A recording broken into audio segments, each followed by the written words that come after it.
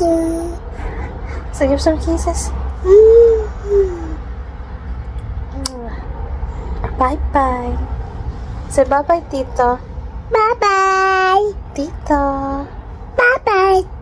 Tito.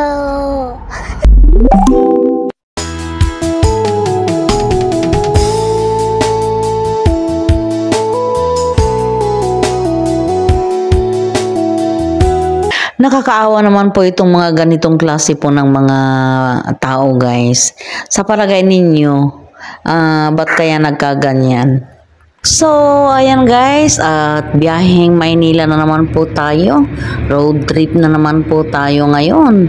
Ayan, malapit na po tayo sa Metro Manila, guys. Naandito po tayo sa may NLEX.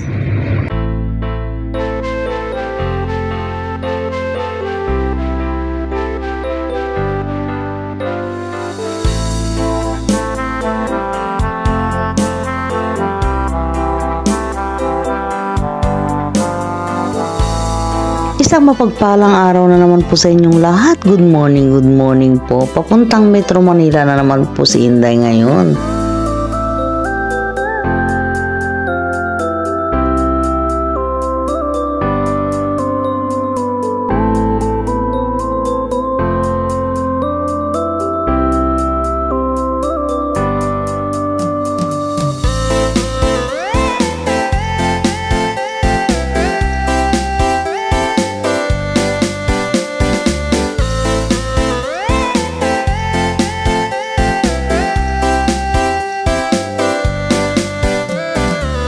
Ito na po ang Pasig River ngayon, guys, at malinis-linis na rin po kumpara po sa dati, pero ang kulay po ng tubig ay wala pa rin pong pagbabago.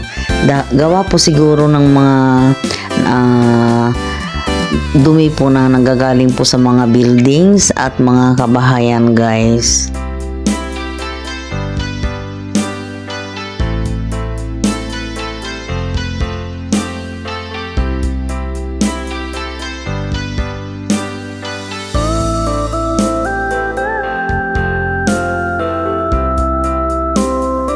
Parang sardinas na rin po na nagsisiksikan ang mga pagkalalaking mga building po dito sa may Metro Manila, guys.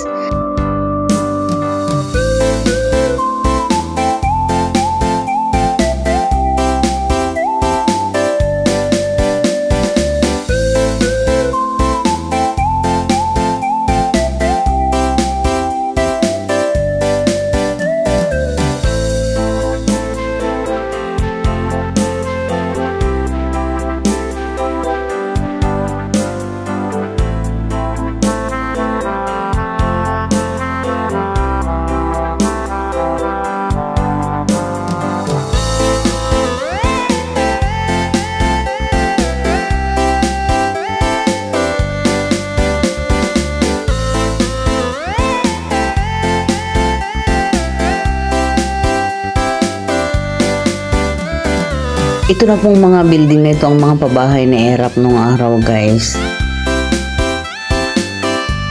Matatagpuan po ito sa may Nagtahan Bridge. Ibig sabihin na sa Manila na po tayo, guys.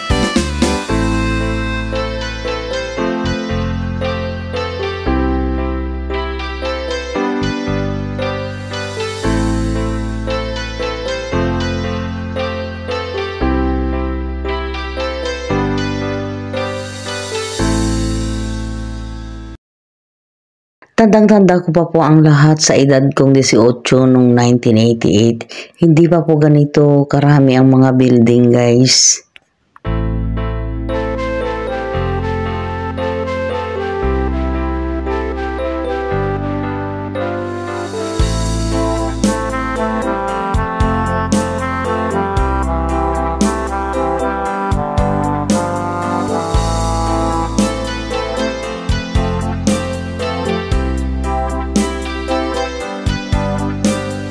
Nandito na po tayo sa may pagitan po ng Makati at saka Pasay. Malapit na po tayo sa may terminal po ng bus.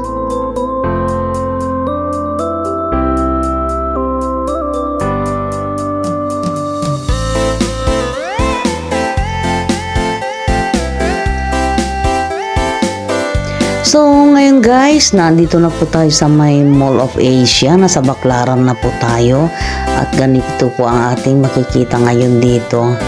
At sa Lazarabat na rin pong mga overpriced po ang makikita natin dito. At may daanan na rin po ng tren papuntang Cavite. Dati-rati guys, ito pong mga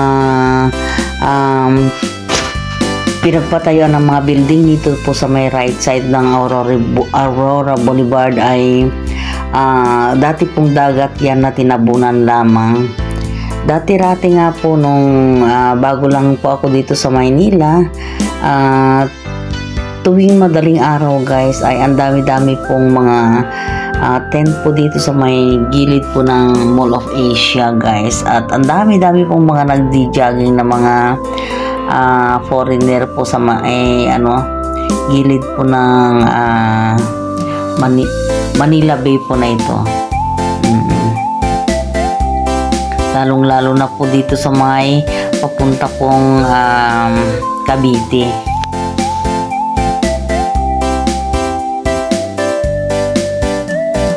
Para po sa mga hindi pa po nakakaalam na ang Baclaran po ay pinaghati ng Pasay at saka Parañaque.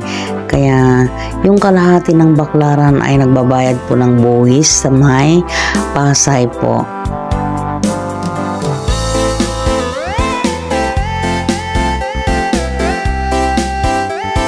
Halos hindi ko na rin po makilala itong Baclaran na ito ngayon guys. Dati-dati kasi itong left side na ito guys, yung mga matataas na building na yan, maliliit lang po na building ang nakatayo po dyan.